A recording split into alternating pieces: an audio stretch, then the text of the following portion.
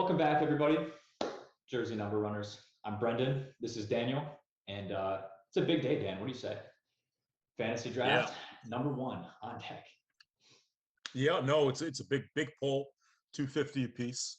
I think when you do drafts and you kind of know what you're doing, I think guys like us, we like to do a healthy amount of drafts, and I don't want to waste my time with $50 leagues and even $100 leagues sometimes. Okay, but I think 250 is kind of like the standard where if you do your homework and you put the time and the effort in and you win your league. Again, this is a Yahoo one. You're walking out with 1250, and you go to the World Series. There you go, like we did. So the World Series. It's World Series money, man. I mean, we've done $500 leagues. I would probably say that's you want to stay between 100 and 500, but like this is the sweet spot. I think 250. Because if you come in second, you get $900. If you come in third, I think it's about like 300. Something like that. Yeah, maybe like 350. Maybe like something. I think it's 350. Yeah. You get your money back in 100. Mm-hmm. So look, it's cutthroat. It's about winning, and that's what this podcast today is about, right? How to win your league, not how to come in fourth place and say, okay, no, you want to win your league. If you come up just short, hey, $900. But I think when you play fantasy baseball, you play for keeps. You play to win, and today we're going to kind of show you how to do that. Yeah, I mean, we're talking fantasy sleepers, fantasy breakout. That's we're going to take you through our top three players, top three pillars, and why we think so. So hopefully we can help provide some value for you guys in your drafts, because I'm sure that it's coming up. It's time. Yeah. Baseball's right around the corner. We got less than 3 weeks till the season starts. Mm-hmm. So all right. Well, I'll share my screen, and first guy right there jumps off the page. I know he's. I think I've heard of him. Yeah, but I think he's getting disrespected a little bit, Daniel. Yeah, I agree. I think when you pull the numbers up, I mean, there's no way this guy should be drafted out of the top 12 right now. I just think that, especially with Tatis going down, how could he not be in your top? I wouldn't touch a pitcher with a 10-foot pole, man. I mean, that's just me. But I don't see how you can slap a DeGrom in the top 10 right now with his elbow. I mean, he looks great. He's throwing bullpens. I understand that, but he didn't get it repaired. I love DeGrom. I love DeGrom more than the next guy. But other than that, who would be a pitcher, Daniel, that you would touch in the top 12? I know you're a big Corbin Burns guy. We're huge Walker Buehler fans. Shout out to Walker Buehler. Yeah, shout out to Walker Buehler. He is. But no, Corbin Burns is the one guy that if I'm going in the top 12 in a snake, he's somebody. If I say my strategy starting pitching, and let's say you get the third pick in the draft, I'm pulling the trigger. He's I think he's just figuring out who he is as a pitcher, and he always had the stuff. He just didn't have command. Yeah. And now he's got command. Now he's learning how to use it all. So to me, it's always just a question of, is he going to get the run support for the wins? Mm-hmm. I think the bullpen's locked down. So I think when he does lead with the win, with the lead, they're going to close it out for him. So he's not going to have, too many blown saves. But it's just a question of, how many innings are you going to get out of him, with that management there that they got in Milwaukee? Are they going to put him on a 6-man rotation? Are they going to let him go, into the 8th inning sometimes? Or are they going to just be more, err on the side of caution and try to always get him, out by, the 6th? And I mean, that's my only question. Right. Exactly. That's, that'd be the reason why. I don't know. Top 12. I mean, I think he is one of the best pitchers. I think he probably would be first off the board. But back to Mike Trout. I mean, look at this production. No, this is worth it. This is worth it. Yeah, this is worth it. Last full season, the guy parks 45. I mean, the guy in 134. In 134 only. Ridiculous. And I think the big difference is when guys get hurt. I think there's two things that you have to take into account. When did they get hurt? I think that's the biggest thing. You look at a guy like Matt Chapman last year. I'm a big Matt Chapman fan. I know Daniel is as well. The guy, he had hip surgery. The hip was bothering him all year. He got shut down towards the end of the year, had hip surgery going into the offseason last season. So you're talking about no weightlifting. You're talking about, trying to recover just from the surgery itself. You can't, let alone focus on baseball. You're trying to get your body right. Yeah. You wake up one day, spring training's here, and look at the season he had. I mean, like, it was definitely disappointing. I'm super happy to see him in Toronto now, but Mike Trout got hurt at the beginning of the year last year, Daniel. You know what I mean? World Series was played. He was probably pretty close to 100%. So we're talking about a whole offseason where this man had literally, forget the offseason, a whole season where he sat on the bench and watched his teammate Shohei Ohtani do incredible things. For the first time, Mike Trout actually has a running mate. You know what I mean? Yeah. And he can't even go play with him. So that's my pick, man. That's my breakout player. That's your guy. Don't miss. It's not like he's a 1-1 right now or anything like that. He's a guy like, if you get the 8th pick, you have a very real chance of drafting Mike Trout. I think that, Trey Turner is one of the guys that I would probably take over him at this point. Acuna, you can make a case. Certainly make a case. Vlad Guerrero, maybe Bo Bichette, but Mike Trout is right up there with the boys, Daniel. That's my thoughts on it. I think the only question is how much is he going to run, right? I think you can book him for 300. You can book him for 40 home runs, 100 runs scored, 100 runs driven in. And if he doesn't steal, that's okay. I mean, he doesn't need to if he's giving you elite production at the other 4 slots. And again, you can always find that other value there in an auction draft. Just so everybody knows, that's the draft we've got coming up. How much do you think is a reasonable amount for Mike Trout? He's giving you elite production in 4 categories. Let's just say he doesn't even steal a base. Yeah, right? I think 42 is definitely, that's what I'm expecting to pay for him. And I'll tell you something, Brenden. Right there. That this is a great point. You look at a guy like Vlad Guerrero. He's been going for what, 52? There you go. Right? I fully expect him to go north of 50, 100%. He doesn't run either. Mike Trout probably, I think, will be on par, if not superior, to Vlad Guerrero in production in those 4 categories, but he's $10 cheaper. And I think a great player comp for Mike Trout is Freddie Freeman. I think, they're going to do everything that you want. They're going to give you average. They're going to hit a good amount of home runs. They're going to drive in 1 million. They're going to score runs, and Freeman is probably going for around the same as Trout, man. I would say, if not less, if not less, maybe a little bit. But it would not surprise me to see him, 39 on the board, especially with the move to LA. Someone's going to jump that gun. They're going to want Freddie Freeman on their team. So, but either way, it's not. Last year we saw it with the auctions. People were paying 60 for Tatis, 64 for Acuna. There was no injuries back then. Like, for $40, 42. I think this is, some of the best bang for your buck that you can get. No question. So who's up for you, man? So let me ask you now. You're asking me for kind of like Mike Trout. You were describing here for your draft as your. He's my breakout player of the year, man. So what do you mean by exactly breakout? I think a lot of people, again, I think that Mike Trout's up in the air. That's why he's being drafted where he's being drafted. Okay. A lot of people. So you think his stock is slid, and he's going to basically reemerge as. Yeah. Okay. All right. So if that's the context when you ask me for kind of breakout player, I guess it could range from a star who's kind of fallen to a guy who isn't a star yet, right? It could be any of those kind of fall within that category. All right. I'm going to go with my newly acquired Atlanta Braves first baseman, Matt Lanta Olson. There you go. Great pick. I fully with you, man. This guy, folks, let me just give you some context, has played his entire career in the Oakland Coliseum. If you've never been to the Oakland Coliseum, I've been many times. It is a football stadium, first and foremost. It is designed primarily for football, as well as to be a multi-purpose baseball stadium, but the dimensions are so that you have to really get into a baseball to hit it out, especially if you want to hit it all fields. Not only do you have to cover distance, you've got to cover height. Matt Olson last year, 39 home runs. If you go look at his rookie year, he hit 24 in 59 games. Ridiculous. If you prorate that, you're looking easily at a season over 50 home runs. I mean, you said if he would have played in Atlanta last year, he would have hit. Well, yeah. So that's what the StatCast showed us. If you go to StatCast, this guy would have hit an additional 19 home runs. He would have hit 58 home runs. Now, granted, he'll face tougher pitching in the NL East, but that just gives you an idea of the kind of damage he does to baseballs. Yeah. Nobody hits them farther, more consistently than Matt Olson. There's another great stat about Matt Olson.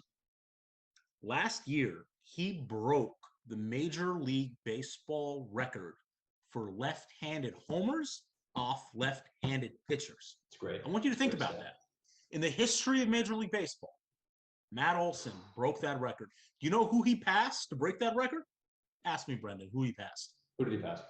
Barry Bonds and Ken Griffey Jr. It's great, man. I mean, and the thing is tell me a left-handed pitcher in the division.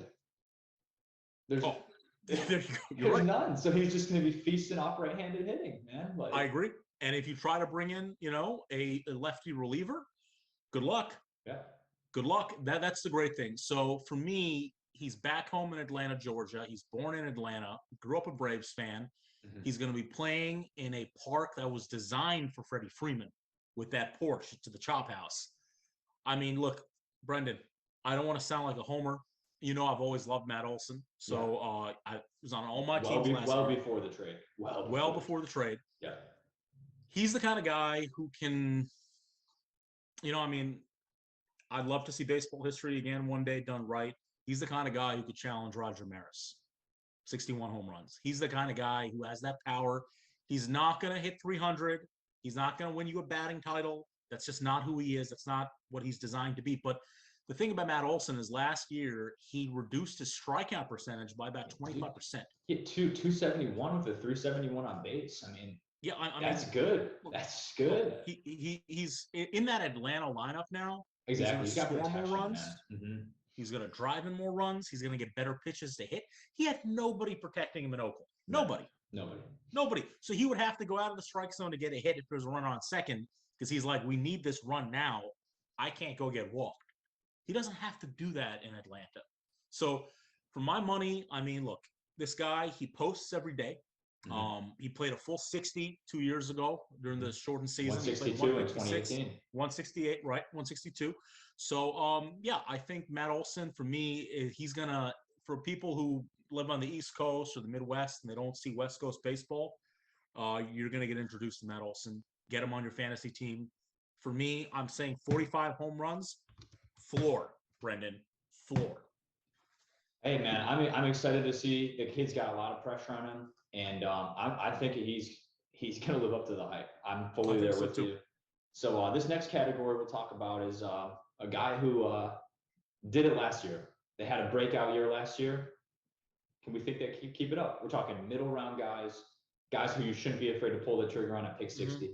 You know what I mean? And for me, the more research I do about this guy, the more that Tyler O'Neill is just an absolute animal. This guy, I mean, you're looking at 34 home runs last year. The thing is, this guy also has speed. He stole 15, 286, 352, 560 slugging.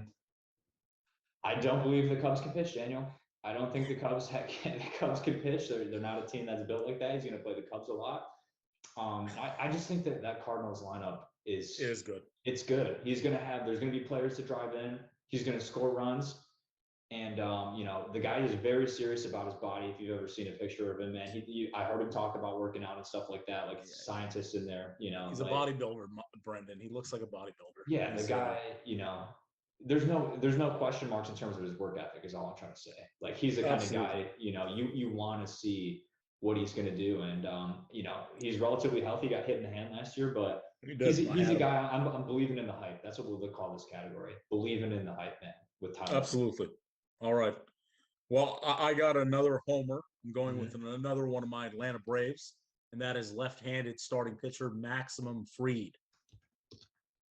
This guy last year, folks, if you don't know, closed out the 2021 season by shutting down the Houston Astros for 6 innings. Mm-hmm. Mm-hmm. He won that clinching game.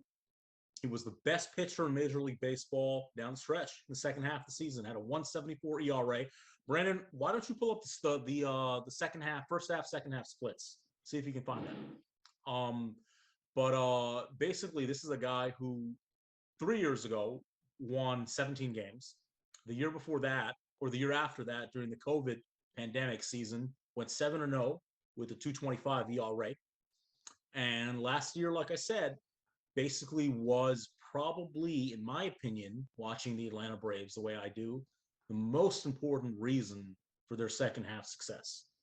Took the ball every day through 2 complete game shutouts, one of which I got to watch Here you go, in Baltimore. There you go. So you see that.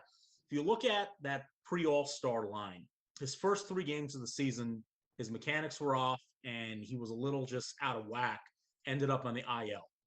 He came back and began just figuring it out.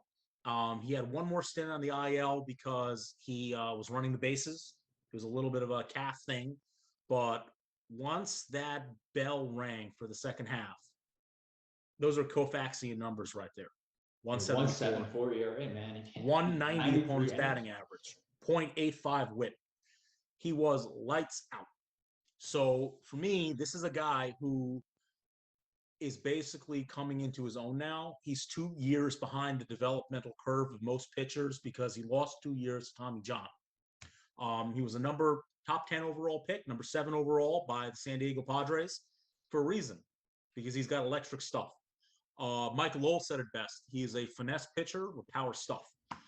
So even if he doesn't have his fastball that day, some days, some pitcher says, okay, I don't have my curve, I don't have my fastball. He's got so many weapons, a changeup, a slider, a sinker. He'll figure out how to get it done. He's going to get you wins. He's going to give you a competitive ERA. My call for him is, I'm saying it, Brenden, this year, I'm saying a sub 2.5 ERA. I think what he did in the first half, he's going to carry that over for the entire half. Yeah. If he throws 200 innings, he'll get you around 200 strikeouts. So he's going in the mid-60s right now for the average draft position. After this year, Brenden, he'll never see anywhere past 20. That's my call. That's my aggressive call. I mean, hey, I believe the hype as well. I mean, those numbers, I've seen the curveball. We've watched this guy. Daniel's dragged me all around the country to watch this guy in person. I'm there with you, dude. He throws 96 or 97 from the left side with that bender. He's a guy who can get it done. So yeah, now we'll move on to, I wouldn't say deep sleepers, but, guys well past pick 100, past pick 100 that are definitely getting slept on. And for me, I know the shift is still on this year, but Joey Gallo, man, this guy, a full year in Yankee Stadium. I know there was a lot of pressure on him probably when he got moved over last year right away. You can see 160 batting average with the Yankees. That's just not going to continue. I mean, that they got that short porch out there. I think, we were just talking about this earlier today. I'm hesitant to project guys for more than 40 home runs. This is a guy where if he ends the year with north of 40 home runs on the ledger, wouldn't surprise me one bit, man. He plays in a sandbox in New York. Daniel. He does. Yeah. Again, I'm not a huge fan of Boston pitching. I don't think Boston can pitch all too well. Toronto, I don't believe in Kevin Gausman like that. I wish the guy luck. Happy that he got a big contract like that. I would love to see him keep Robbie Ray, but they brought a righty in there in Kevin Gausman. So a lot of righties in that Toronto, Toronto starting, starting Jose pitching Berrios. rotation. Yep. Yeah. So I'm a Joey Gallo believer, Daniel. I think he's going to turn it around this year. I think he's going to be a big acquisition for the Yankees. And the guy's just an athlete, No doubt. He's an athlete. He's a great all-around player. I mean, Gold Glover in the outfield. I think for Gallo, I had him on a lot of teams, hit a lot of home runs for me. He definitely was a different player when he came to Yankee Stadium, and people would have thought the numbers would have gone up because it's a ballpark conducive to his swing, right, and to his spray chart. But I think it was just the pressure. The pressure ate him alive, Daniel. Yeah, he was. Last year. He grew up a Yankee fan. It was a dream come true to play for the New York Yankees, and I just think, being thrust into a pennant race. Look, man, when you're playing every day to win and you're being counted on, it's different. Surrounded by great players, man, as well. So, like they're coming in, they're like, "Hey, you're a missing piece, dude." Yeah, exactly. He was the big piece they thought at the deadline. I know I wanted the Braves to get him because I think he's a high on base guy. They needed defensive help in the outfield. Yeah, Gallo. Look, I think he's gonna. A lot of people are gonna scoff at him because they're gonna say, "Oh, look at that 160." Hey, listen, he's probably going for farther than that in an average draft now. Yeah, if you can go grab 160, him, 170 probably. Probably, yeah. If you can go grab him there at 150, get it done, get him, because I do think he's going to be just fine. And there's more upside than there is downside. Yeah, that's what this is, man. We're talking about sleepers. This guy, you're not going to pick Gallo at pick 40, and he's going to just, screw you over. This guy's, if you need help in the power department towards the tail end of the draft, can't look any better than here, in my opinion. So, who you got, Dan? All right, my sleeper is AJ Pollock, outfielder, Los Angeles Dodgers. He's a guy like Gallo. He's had, his level of criticism for him. It hasn't been on the field as much as it has been, off the field, right. Really meaning that he can stay on it. Right. He's had injury history, but remember, this was a guy signed up until the Freddie Freeman contract by Andrew Friedman. He was Andrew Friedman's biggest financial commitment from outside the organization as a free agent. He signed him to like a 5-year, $85 million deal because he believes the guy can play. And if you look at what he did last year, Brenden, OPS almost 900 in 117 games, popped you 20. He stole almost 10 bases, hit 297, which is going to be great for your batting average. And now he's going to play, in a merry-go-round, which is that Dodger lineup, which 1 through 9 is the best lineup in baseball. So wherever AJ Pollock's hitting, he's going to be driving somebody in. He's going to be scoring runs. 21 home runs in 117 games. Brenden, do the math. If he plays 140 games, 150 games, this is a guy who could hit 30 home runs for you and steal you maybe 15 or 20 bags and hit around 290, 300. I mean, yeah, I want to see these splits because I don't want to talk, I know this guy destroys left-handed pitching, but I want to see the numbers. Let's take a look. I know that's the case. Let me see.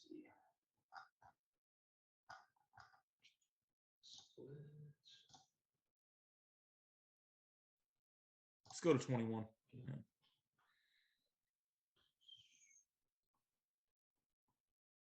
It'll be at the top probably. Right here. There you go. There you go. Yeah. To me, that's fantastic. Even. Yeah. That's perfect. There you go. So this guy is just. I think you said it best. Can he stay in the field? Yeah. I do. My only concerns would be. I do think the Dodgers will manage his reps to help prevent that from injury. Like I don't think they'll pencil him for 140. I think that's. But honestly, if he's your bench bat and you slap him in there when he's in the lineup, again, he's going to steal you. He's going to give you power. That's what this is. That's what this is at pick 160. I'll give you an idea.